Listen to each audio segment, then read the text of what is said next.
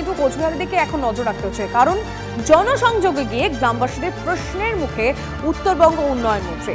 রাস্তা খারাপ, ভোট কিভাবে দিতে যাবেন প্রশ্ন তুললেন গ্রামের মহিলারা। যদিও মানুষের ক্ষোভের কথা অস্বীকার করেছেন উদয়ন গুহ। তিনি বলেন, ক্ষোভ কিছু নেই, মানুষের বিভিন্ন দাবি আছে, যেসব শুনতেই তার জনসংযোগ। কিছুদিন ধরেই নিজের বিধানসভা কেন্দ্রের বিভিন্ন জায়গা ঘুরে দেখছেন উদয়ন গুহ।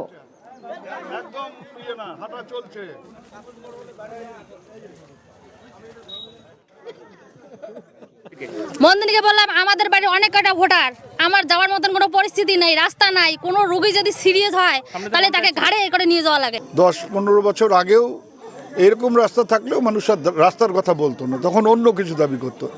এখন রাস্তা হচ্ছে, রাস্তা হয়ে গেলে একই সাথে যেখানে রাস্তা হয়ে গেছে সেখানে শুনলেন যে পানীয় জলের দাবি হচ্ছে। সেই চাহিদাগুলো মানুষ আমাদের কাছেই তো তুলে ধরবে, তো অন্যায়ের কোনো কিছু নেই। আমরাও সাধ্য মতন চেষ্টা করব। কথা বলবো আমাদের রিপোর্টারের সঙ্গে, সুমন কল্যাণ ভদ্র রয়েছেন এই মুহূর্তে টেলিফোন লাইনে। সুমন, উদয়ন গুহ স্বীকার করুক বা না করুক, এটা তাদের কাছে একটা নিঃসন্দেহে একটা অস্বস্তির ব্যাপার, অন্তত তার কাছে তো তাই, যখন সরাসরি তাকে এই কথাগুলো বলা হচ্ছে। কিন্তু আমার আরেকটা প্রশ্ন তোমার কাছে, যে হঠাৎ করে তিনি এখন এলাকা ঘুরে দেখছেনই বা কেন?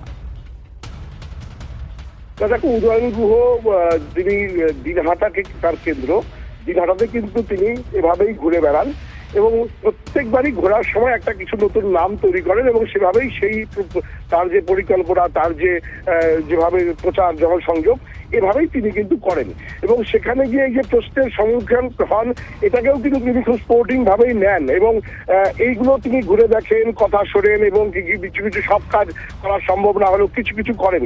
তবে এই যে গোটা ঘটনাটা, এটা কিন্তু সকলের সামনেই ঘটে এবং সেটাও কিন্তু উনি এই যে বিষয়গুলো রয়েছেন যেটা তিনি বললেন যে যাতে জনসংযোগের মধ্যে দিয়ে মানুষের অভাব অভিযোগগুলো শোনা যায়।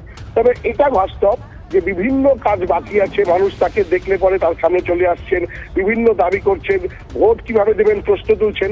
এই সবগুলোই কিন্তু তার জনসংযোগে উঠে আসে এবং সেগুলোর মধ্যে কিছু কিছু কাজ যে তিনি করেন না তা কিন্তু নয়, করানোর চেষ্টা করেন।